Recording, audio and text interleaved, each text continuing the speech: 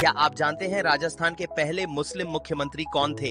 कैसे एक साधारण इंसान लंदन से लौटकर मुख्यमंत्री बन गया?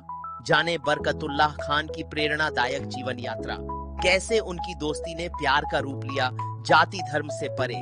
जानिए उनके संघर्ष और राजनीति में उभरने के तरीके। इस कहानी से प्रेरित होकर आप भी प्रयास करें। देखिए कैसे दोस्ती, प्यार, संघर्ष ने बदल दी जिंदगी।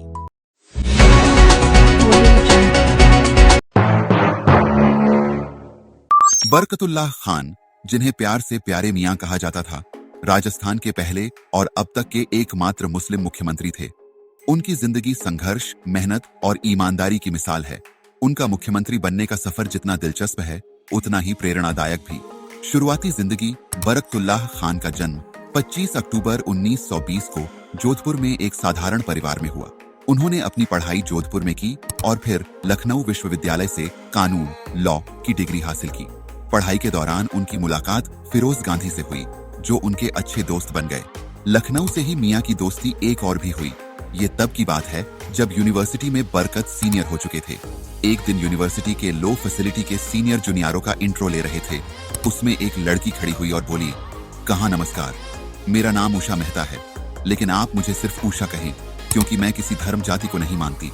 इस बात पर सभी हंस पड़े और बात को मजाक बनाने लगे, पर बरकत को उषा की बात भा गई, क्योंकि बरकत मियां खुद भी जाति और धर्म में नहीं मानते थे।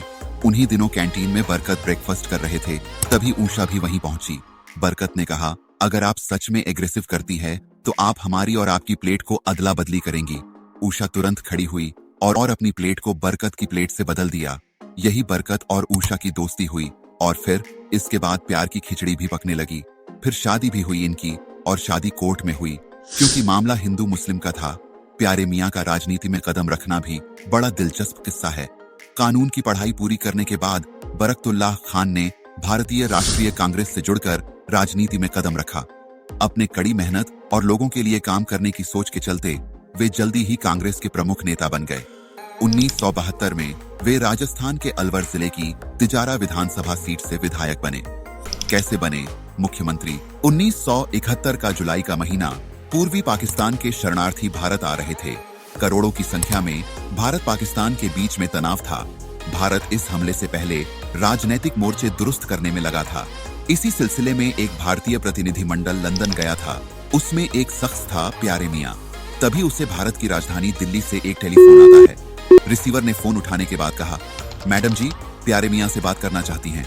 प्यारे मियां ने रिसीवर थामा और उधर से आवाज आई, वापस लौट आया, तुम्हें राजस्थान का मुख्यमंत्री बनाया है, आके शपथ ग्रहण करो।